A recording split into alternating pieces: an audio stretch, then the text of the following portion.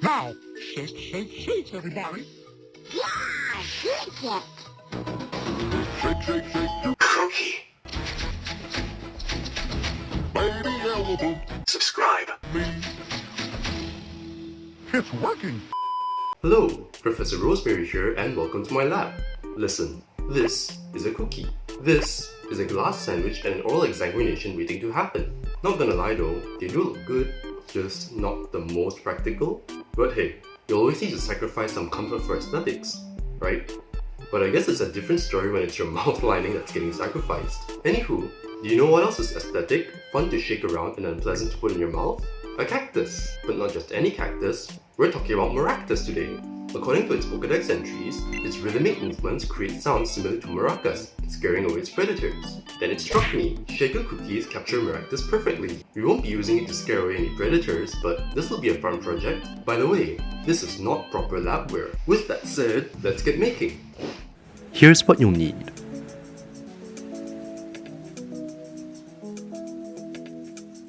Before you start, allow your ingredients to come to room temperature. Start by combining your flour, cornstarch, and salt, and sift. Say that 5 times fast. Cream your butter for a bit, then sift in and combine your icing sugar,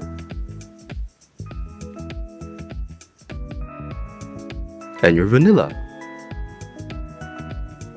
Add the dry ingredients to the cream butter in 3 parts, mixing well after each addition.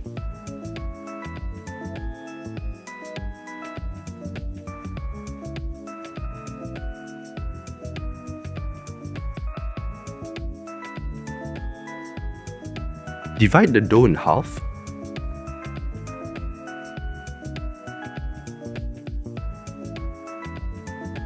Form it into a disc and wrap it in plastic wrap.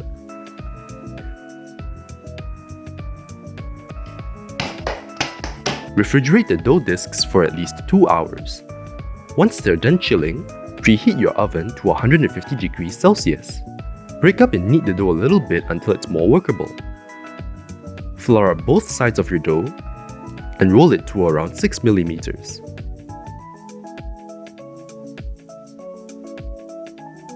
Then cut out your cookies using a template and a knife or with cookie cutters. To make shaker cookies, make a pair of one shape, then cut out using a knife or cookie cutter where you want the window to be.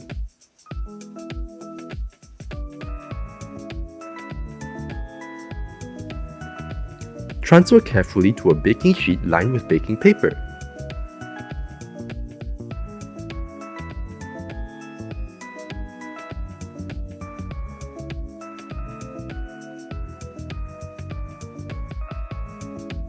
Then place your candies where you want the windows.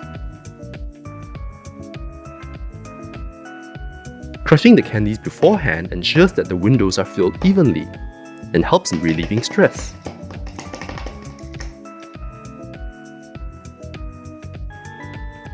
Bake your cookies for 9 to 10 minutes, or until the edges go lightly golden brown. Once done, allow the windows to solidify before transferring to a cooling rack to cool completely, after which, store them in an airtight container or enjoy as is. But that's not what you came here for now, is it? Now let's bring our cookies to life. So the general idea was to add drops of water to some icing sugar until it formed a thick, pipeable consistency, outlining the cookie,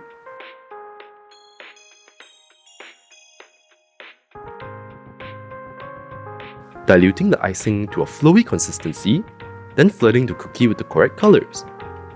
But I'm gonna be real honest here. This was my first time dealing with icing and I struggled a lot with it.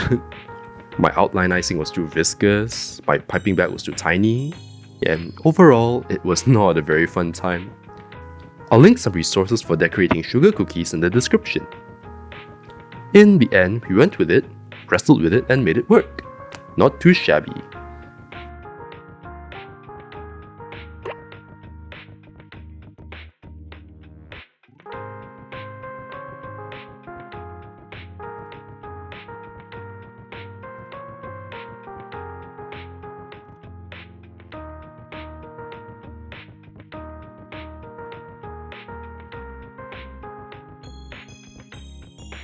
You may stop here, but for shaker cookies, melt some chocolate, choose a top and bottom cookie, line the rim of the bottom cookie with melted chocolate, pour in your sprinkles, and attach the top cookie. Repeat for all your shaker cookies. And we're done.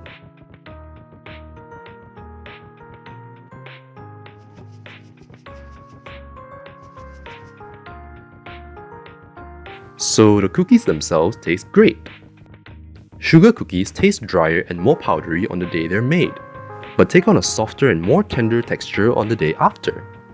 As for the whole shaker cookie, as I've said, I'm not too much of a fan of this hard candy layer. Coupled with the glazed icing, the smothering of sugar is quite a turn-off for me.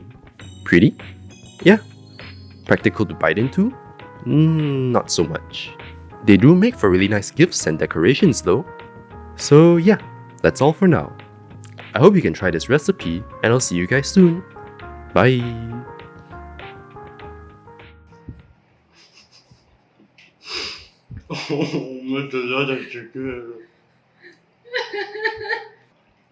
I bite into it, the entire thing is so powdery because this one is still on the first day, so the biscuit itself is very powdery, and then this sugar is also very powdery, so it's like,